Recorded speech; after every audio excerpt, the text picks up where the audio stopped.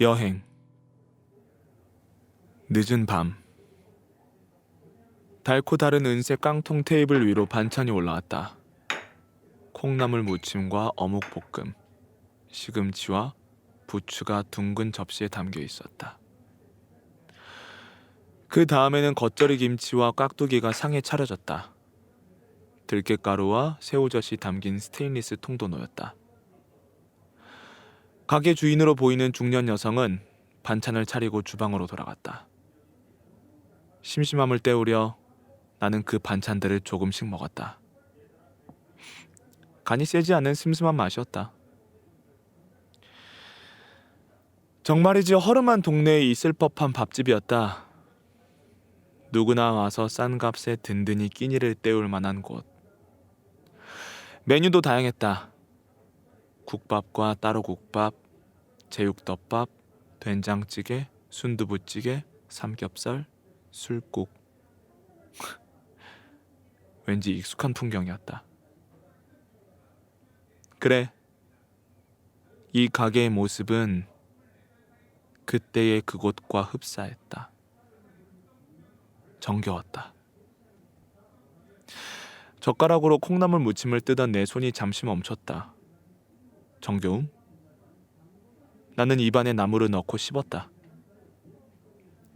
아삭거리는 소리가 입안을 채웠다.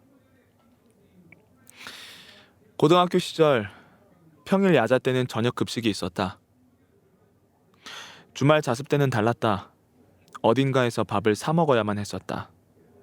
나는 그때마다 학교 근처에 허름한 밥집을 찾았고 국밥을 시켰다. 말이 자습이지 그건 자율이란 이름의 강제 노동이었다. 이번엔 김치를 먹었다. 정겨움이라. 국밥이 나왔다. 하얀 국물이 가득한 뚝배기 위로 뜨거운 김이 올라왔다.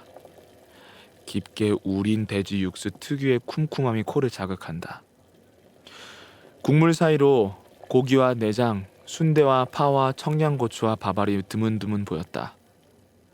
나는 부추를 젓가락으로 집어 국물 위에 얹었다.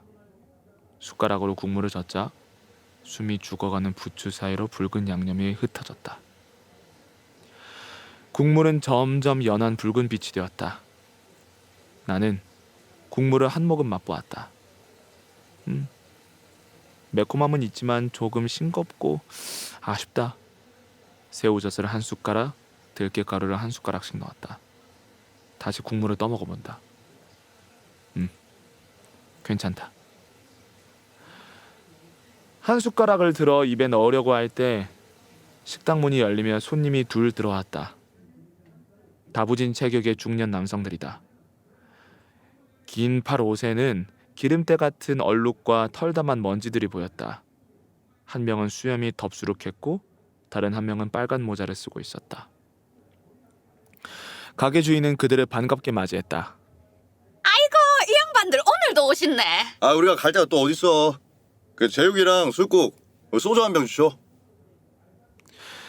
나는 그들에게 신경을 끊고 말없이 국밥을 먹었다. 다시 그들에게 시선이 간 것은 TV에서 어떤 뉴스가 나왔을 때였다. 아마 10시 뉴스였을 것이다. 오래된 TV 속에서 앵커는 사뭇 진지한 표정으로 연쇄 살인 사건에 대해 말하고 있었다. TV의 스피커의 상태가 좋지 않은 탓인지 앵커의 목소리는 찢어지는 것처럼 들렸다. 오늘 또 하나의 희생자가 발생했습니다. 벌써 8번째입니다. 오늘 오후 앵커는 지난 사건의 개요와 현재의 수사 상황에 대한 정보를 말했다. 그걸 들으며 빨간 모자는 소주를 수염에게 따랐다. 말세요, 말세. 아유, 저 처죽이 새끼는 어디로 간 거요? 잠시 뒤 뉴스는 정치권에 대한 소식으로 바뀌었다. 여야의 갈등과 이름 모를 사람의 비리 이야기가 흘러나왔다. 경찰의 높은 사람에게 비리 의혹이 있다는 것 같았다. 그 경찰은 여당 쪽과 관련되어 있다고 한다.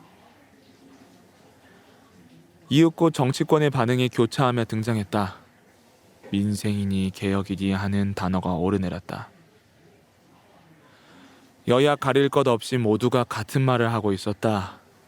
정의로운 척, 민생을 말하고 개혁을 말한다. 그러나 하는 행동은 체감이 되지 않는다. 그 똑똑한 사람들이 모여 하는 일이 왜 저 모양일까? 아니면 반대로 똑똑한 사람들만 모여서 저 모양인 걸까? 정치인들은 매번 허망한 언어로 서로를 비난했다. 초등학교 때 축구를 하면 모두가 공이 있는 곳으로 있는 힘껏 달려갔다. 전술이고 전략이고 철학이고 없었다. 저들이 하는 짓은 그 개판 5분 전의 축구와 비슷하다. 공을 던져놓고 사람들을 달려나가게 하는 것뿐이다.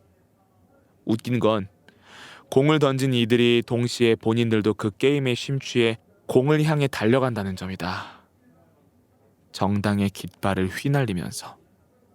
세상이 망할 때가 된 거지. 나는 속으로 그 말에 동의했다. 맞다. 말세다. 이 끔찍한 세상에서 난 떠나리라. 이제 난 자유다. 나는 식당에 걸린 시계를 바라보았다. 아, 이제 곧 버스가 출발한다. 국밥도 다 먹었다. 계산을 하고 터미널로 향했다. 터미널은 식당 근처에 있었다. 5분 정도 걷고 나니 터미널이 보였다. 낮에 봤을 때 이곳은 페인트 칠이 여기저기 벗겨지고 금이 가서 금방이라도 무너질 것 같은 인상이었다. 밤에 보니 해가 지기 전 풍경과는 또 달랐다. 낡아버린 건물이 적당히 운치가 있었다. 달빛과 조명들 사이로 하정 버스 터미널이란 간판이 보였다. 버스 승차장으로 가자 드문드문 설치된 조명들 사이로 버스가 세 대 서 있었다. 버스들은 출발 준비를 마친 것처럼 보였다.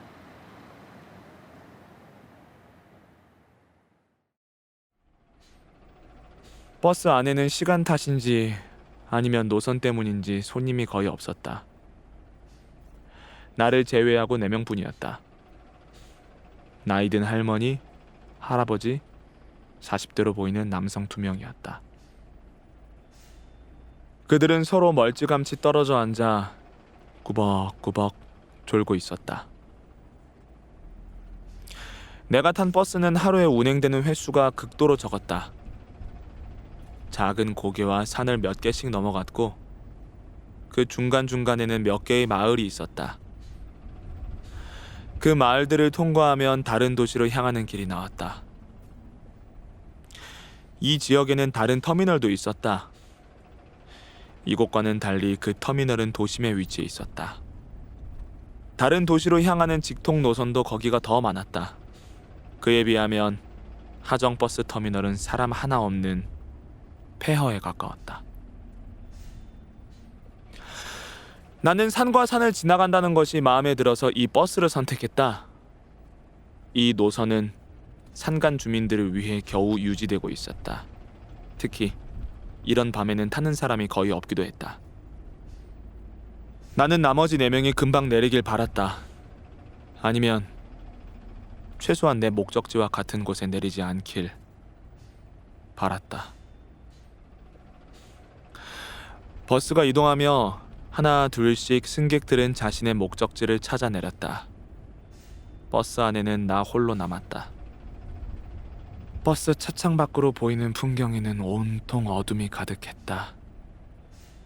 뜨문뜨문 비치는 가로등 사이로 삭막한 숲과 나무들이 보였다.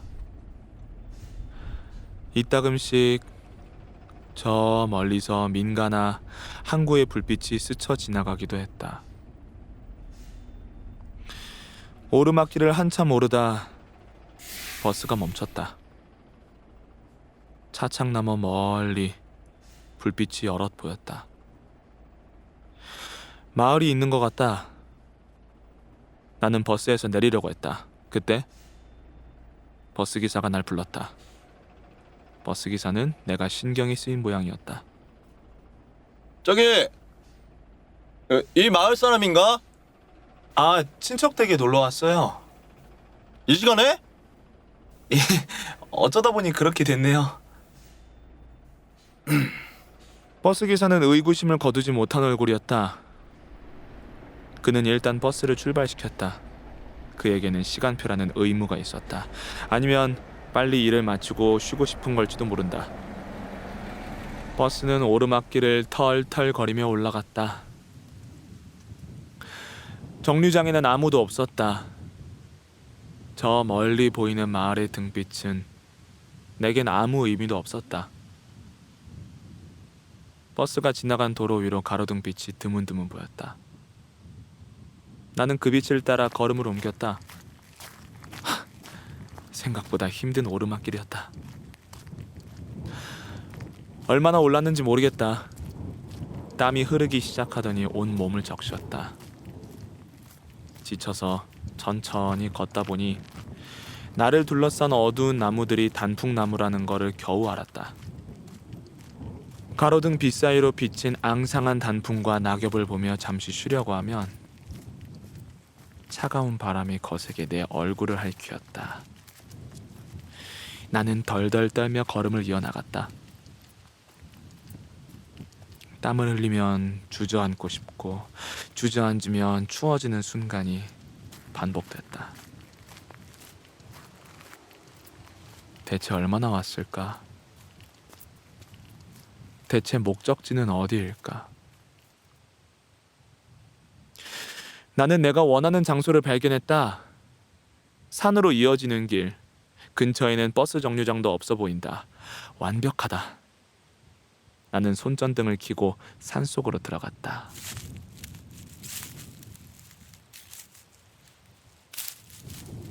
난 깨끗하게 증발하고 싶었다.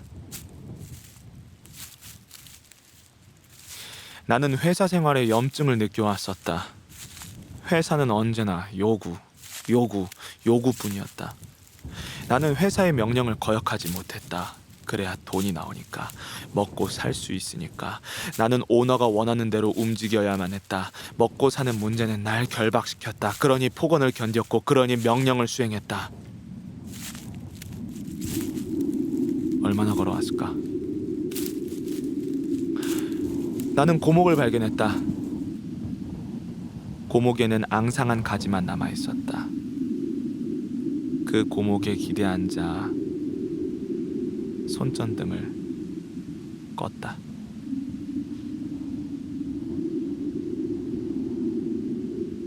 세상은 암흑으로 가득 찼다. 저 멀리서 야생동물의 울음소리도 들리는 것 같았다. 나는 거친 숨을 내쉬었다. 보이지 않는 시야 사이로 추위가 맹습했다. 나는 몸을 떨었다.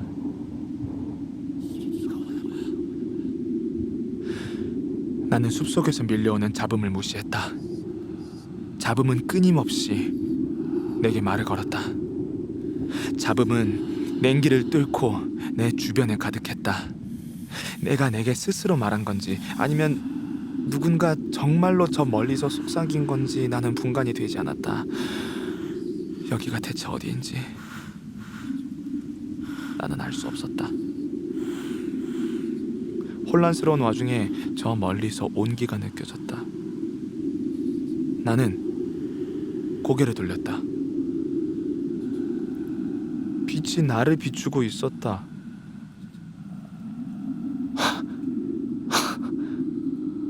난 본능적으로 그곳으로 걸어갔다. 동굴 속에서 빛이 새어나오고 있었다. 일의 순서가 어떻게 된 건지 지금에 와서 생각해보면 정확히는 모르겠다.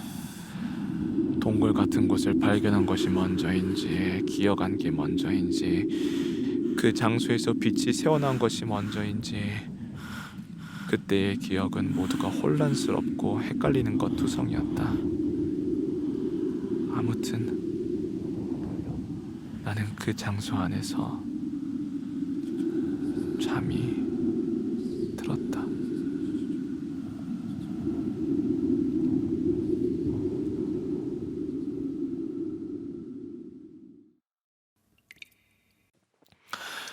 눈을 떠보니 낙엽이 내 몸을 덮고 있었다. 나는 화들짝 놀라며 일어섰다. 낙엽이 바스락거리며 내 몸에서 흘러내렸다. 나는 주변을 둘러보았다. 동굴 아니었다. 동굴은 깊지 않다. 높이 2m, 깊이 5m 정도인 것 같다. 나는 상황을 파악하려고 애썼다. 동굴 안으로 햇빛이 들어왔다. 어느새 낮이 된 걸까? 내가 여기 와서 잠들었나? 어제 내 마지막 기억은 기억이 잘 나지 않았다. 그때 동굴 밖에서 목소리가 들려왔다. 나는 목소리에 화들짝 놀랐다. 왜? 마음에 안 드나? 왠지 엉뚱하게 느껴지는 목소리였다. 어른이 어린아이를 흉내내는 것 같은 소리, 혹은 반대로 어린아이가 어른을 흉내내는 것 같은 소리였다. 나는 경계할 수밖에 없었다. 누구세요? 목소리는 호탕하게 웃으며 답했다. 동굴 밖으로 나오는 게 좋지 않을까? 나는 고민했다. 뭐 별수가 없었다. 나는 동굴 밖으로 나갔다. 밖으로 나가자 나는 얼이 빠질 수밖에 없었다. 1m 남짓한 크기의 말하는 괴 생물체가 내게 귀엽게 손짓하고 있었다. 어서 오게, 어서 와. 그는 즐거운 듯 덩실덩실 춤을 췄다.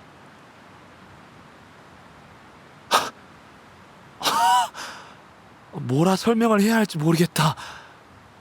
얼굴은 너구리였다.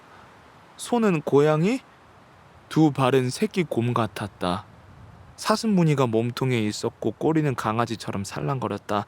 더욱더 신기한 건 이 생물체가 사람처럼 말하고 행동한다는 점이다. 이 기괴한 생물체가 내게 말을 걸었다. 어때? 잠은 편히 잤는가? 에? 저런, 말 못할 정도로 추웠나? 입이 얼어버린 거로군. 낙엽을 더 깔아줘야 했나 보네. 그럼 더 푹신푹신하고 따뜻했을 텐데. 아니요, 그건 아닌데. 그럼 불편한 건 따로 없는 거로구만. 나는 이것과 대화를 나눈다는 사실이 당혹스러워서 말을 잇지 못했다. 그는 만족한 듯 콧노래를 흥얼거리며 뒤뚱뒤뚱 춤을 췄다. 나는 웃음이 터졌다. 그 모습을 보고 그는 축지법이라도 쓰듯 내게 순식간에 다가왔다. 이제 적응이 좀 되었는가? 갑작스레 다가오는 그의 모습을 보고 나는 기겁했다. 아니요, 전혀요.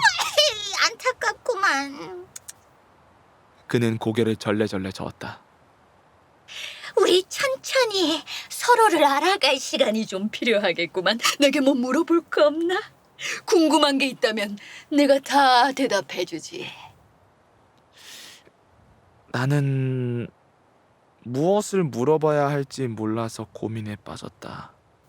어떤 것이라도 좋네. 나는 고민하다가 직접적으로 묻기로 했다. 어떻게 너구리가 말을 하죠? 자네는 내가 너구리로 보이나? 예, 얼굴만 보면요. 손은?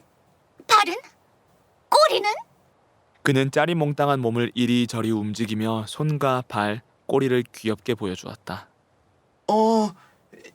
일단 너구리라고 하는 게 제 정신 건강에 좋을 것 같아요. 자네 눈에 내가 너구리로 보인다면 그런 것이겠지. 그럼 그렇게 부르도록 하게. 앞으로 내 이름은 너구리일세. 너구리는 호탕하게 웃었다. 아무튼 자네의 첫 질문에 대해 답하자면 이렇게 말해줄 수 있겠네.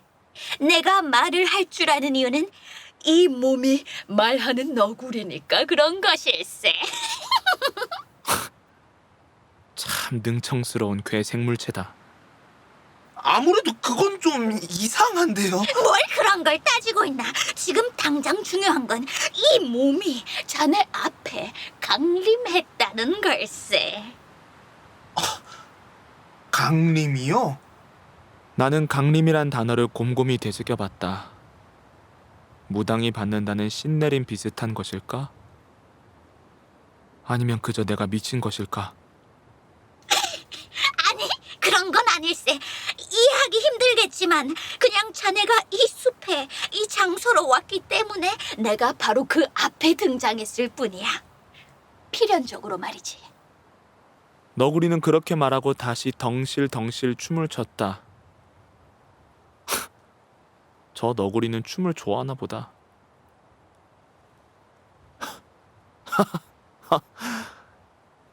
난 도무지 이 상황을 이해할 수가 없었다.